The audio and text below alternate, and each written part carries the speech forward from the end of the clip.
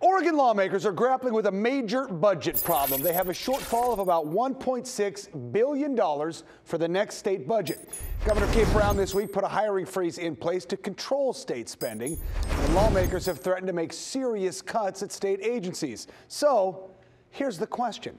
How can our state face such a budget crisis when the economy is growing in Oregon and unemployment is at a record low? We wanted to verify, is our state really in dire financial straits? To find out, we spoke with economist Mark McMullen at the Office of Economic Analysis. That is the state agency responsible for tracking the revenue. And we also spoke to economist John Taponia with the firm Eco Northwest. They both said, to understand our budget, you have to consider 2 points. Number one, how much money is the state making? And number two, how much are we spending?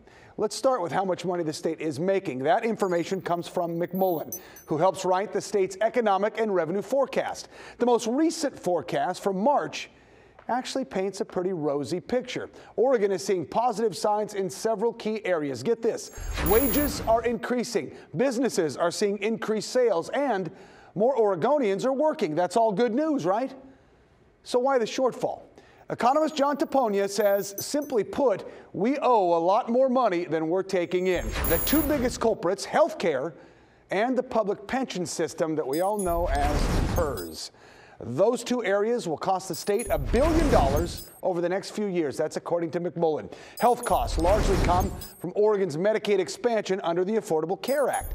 Taponia says the pension costs come from money that we owe to public employees from as far back as the 1970s and 1980s. Those employees were offered very generous pensions, and now the state has got to pay those bills. At this point, it is simple math. Yes, the state is bringing in more revenue, but our bills are much higher than the money coming in.